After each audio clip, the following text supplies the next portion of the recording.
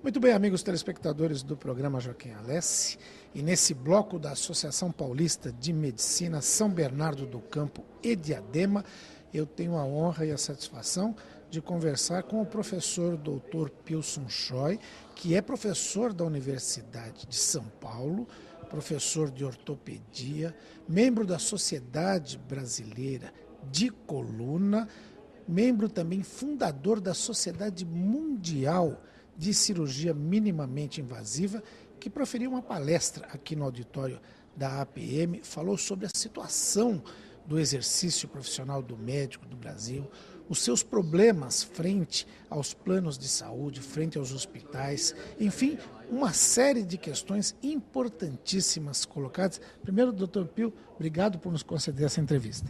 Prazer é todo meu, obrigado pela oportunidade. Ótimo. O senhor colocou que ser médico no Brasil sempre foi muito difícil, mas está cada vez pior. Por quê? Eu diria que a saúde no Brasil, tanto público como privado, está em crise. O atendimento à saúde à população pelo sistema público está a desejar, e ao nível privado, ao nível de saúde suplementar, está pior ainda. Atualmente estamos enfrentando um grave problema do ponto de vista ético e do ponto de vista até de legalidade.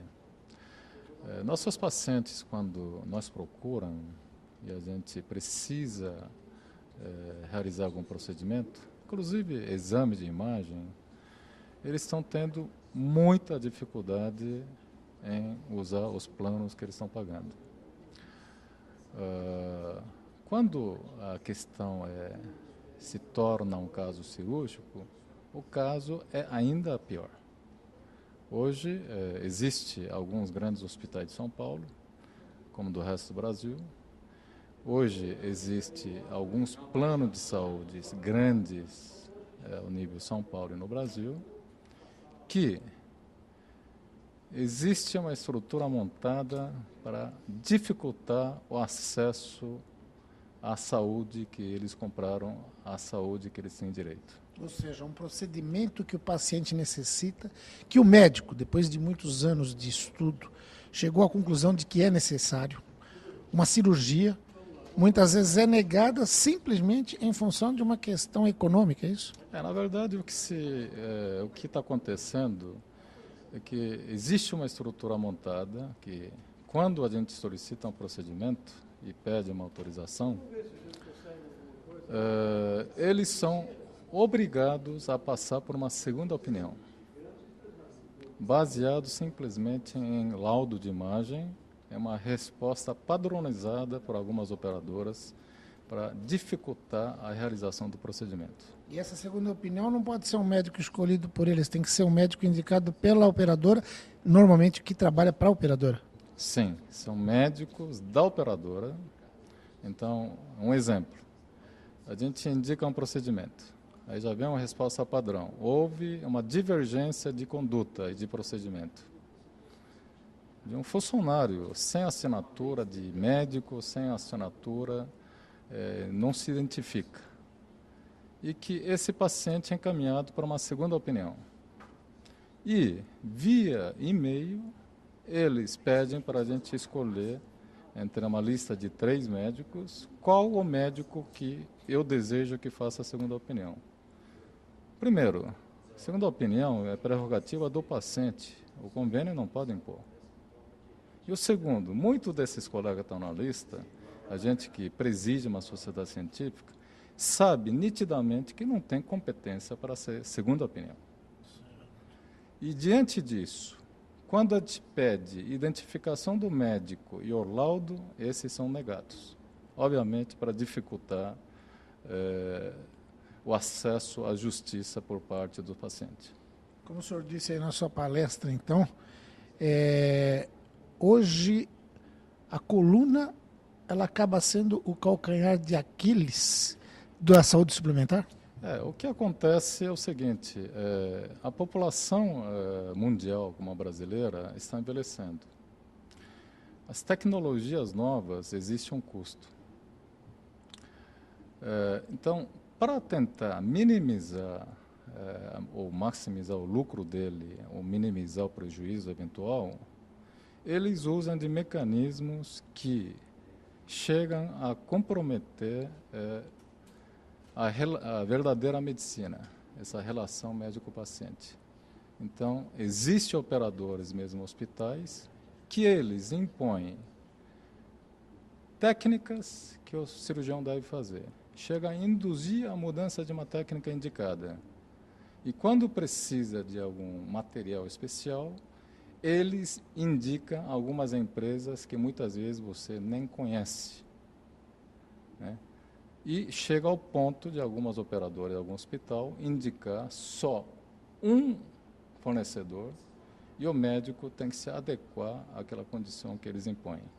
O senhor é um respeitado cirurgião de coluna no mundo inteiro, pioneiro no desenvolvimento dessa técnica minimamente invasiva. E a sua categoria, principalmente os médicos que trabalham corretamente, cadastrados ou filiados à Sociedade Brasileira de Coluna, que tem que passar por uma prova, não é só se inscrever ali, tem que ter residência, tem que ter anos de estudo. O senhor dizia no seu pronunciamento aí que eles foram vítimas de uma reportagem que a gente pode chamar de sensacionalista, que colocou no mesmo balaio de gato todos os profissionais. E muitos daqueles acusados na questão de órteses e próteses nem membros da sociedade são. É isso mesmo? Exatamente. Alguns desses colegas nem membros são. E o pior ainda, a atual direção da entidade que nos representa foi omisso sobre o assunto. Então, sou candidato... Isso que eu ia perguntar. Por isso, nós teremos agora, acho que é dia 20 de abril, né? 20 de abril. Em Minas Gerais, um grande congresso, né? Que define a nova diretoria da Sociedade Brasileira de Coluna. O senhor é candidato, a sua chapa chama Mudança, exatamente em função disso. Exatamente. Então, nossa chapa Mudança para exatamente tentar mudar a atitude dos atuais, os últimos dirigentes da nossa sociedade, que em muitos aspectos tem sido bastante omisso nessa questão de defesa profissional. E do nosso modo de ver, uma sociedade não deveria existir, não tem sentido de existir sem a defesa profissional.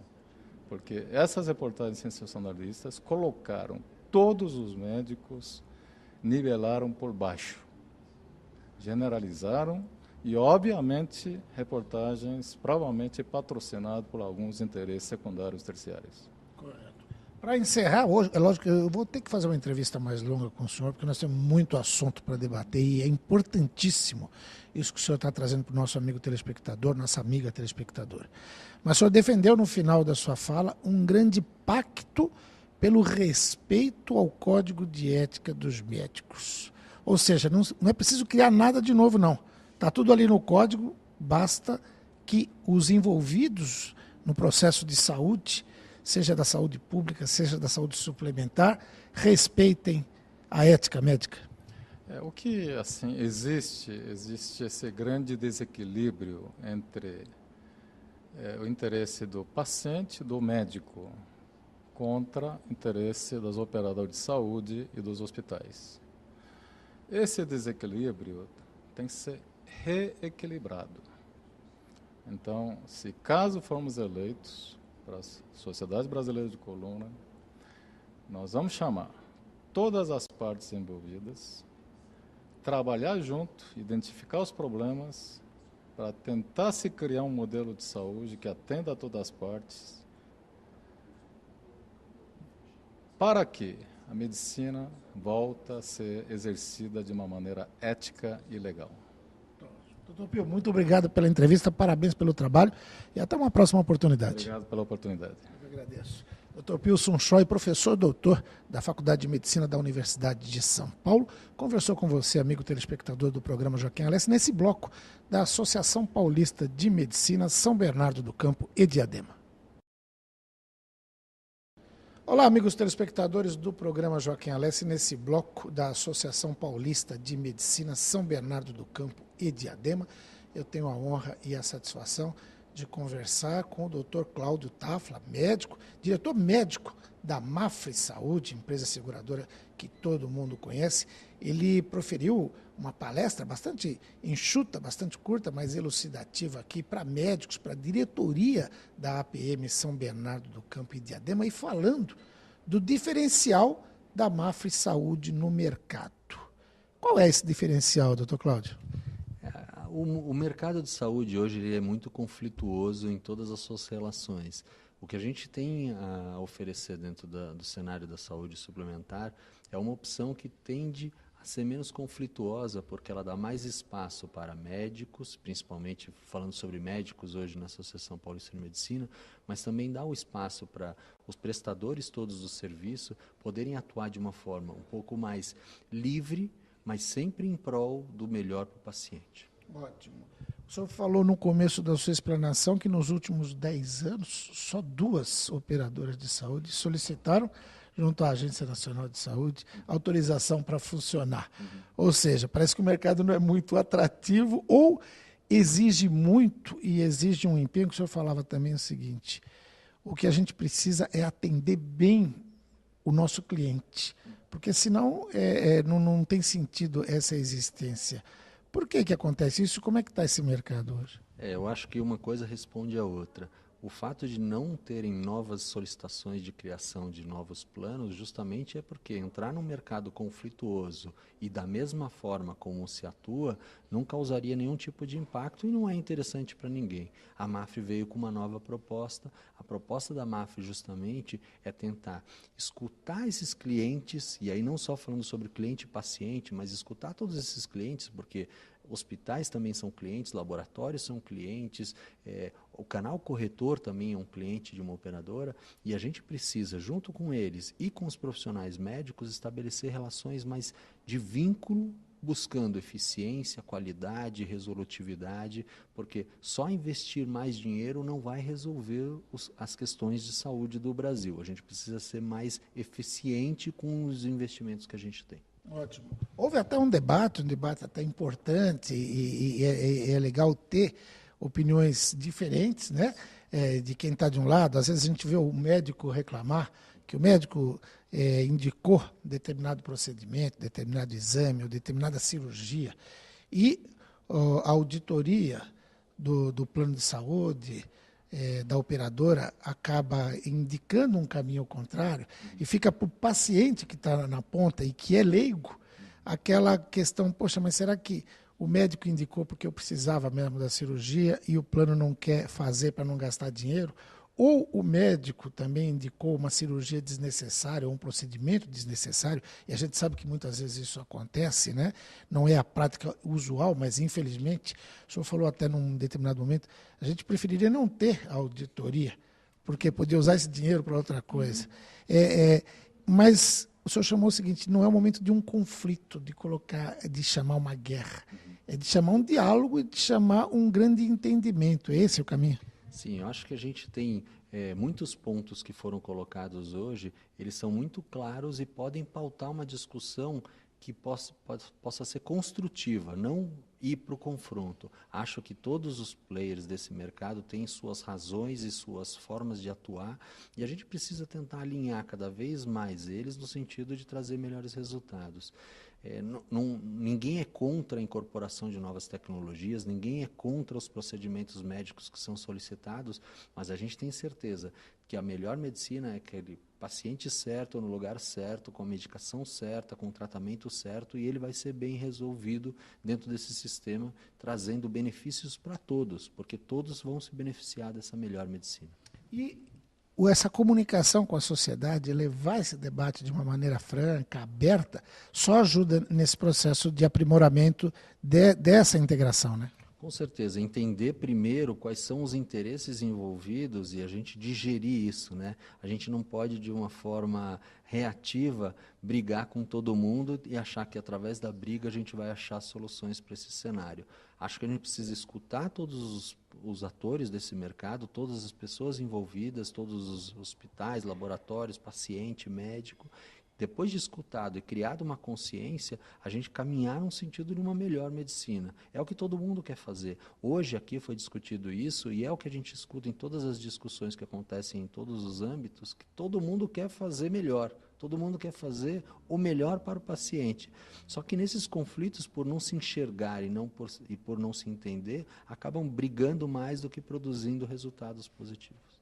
Obrigado, doutor Cláudio, pela entrevista. Até uma próxima oportunidade. Eu que agradeço. Ótimo. Doutor Cláudio Trafla, diretor médico da Mafre Saúde, conversou com você, amigo telespectador do programa Joaquim Alessi, aqui nesse bloco APM São Bernardo do Campo e Diadema.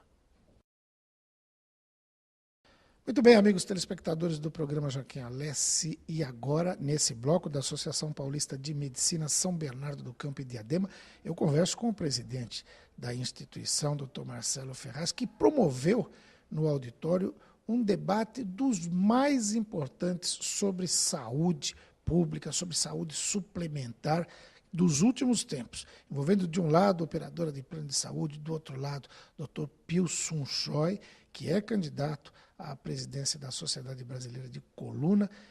Doutor Marcelo, um debate enriquecedor para a diretoria, para os membros da sociedade, e que a gente tem a oportunidade de levar algumas conclusões para o nosso público telespectador, né? Agradeço mais uma vez, Joaquim, por estar presente, né, representando realmente a classe médica e mostrando o nosso trabalho. Realmente o objetivo não é criticar erros nesse discurso, nessa discussão tão importante envolvendo o plano de saúde e a classe médica, mas sim apontá-los e corrigi-los. Esse é o nosso objetivo.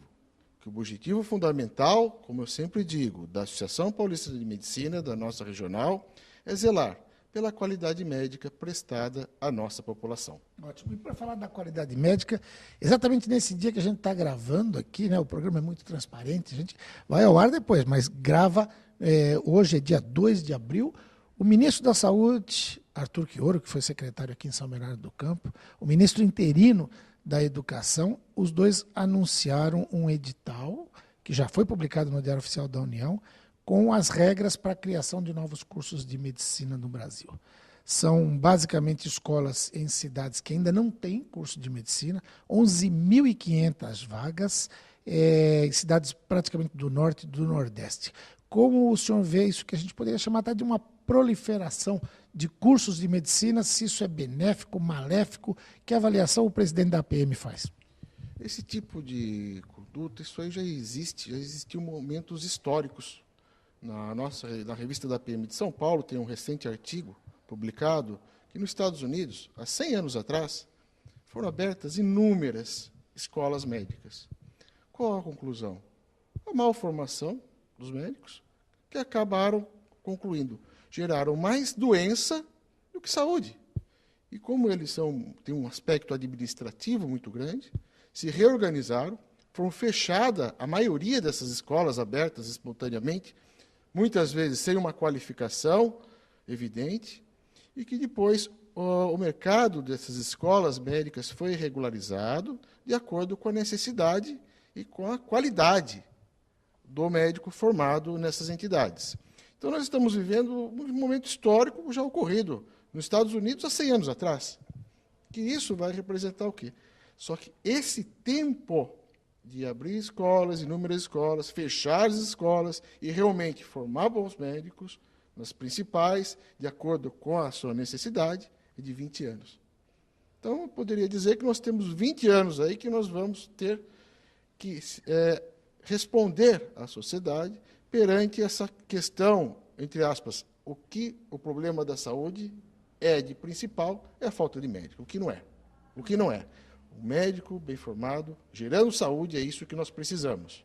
Não simplesmente a formação sem qualificação, o que já foi comprovado que só vai gerar mais doença do que realmente uma saúde. Um diagnóstico mal feito, é um remédio mal dado, e aí sim, não somente o comprometimento do paciente, mas um custo a toda a nossa sociedade.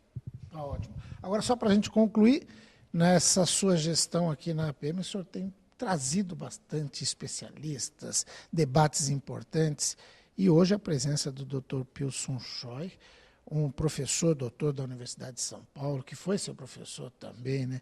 Um mestre na sua área, o senhor é outro deles, neurocirurgião conceituado, a palestra dele hoje aqui teve um peso fundamental, né? Isso é realmente trazer personalidades que realmente se expressam com uma forma transparente, né? Uma forma lúcida e que tenha um objetivo. Isso que é fundamental para nós. Nós não queremos ideias, nós queremos fatos organizados para que chegamos a uma melhor conclusão e poder, com isso, mudarmos essa realidade da medicina que nós vivemos hoje em dia.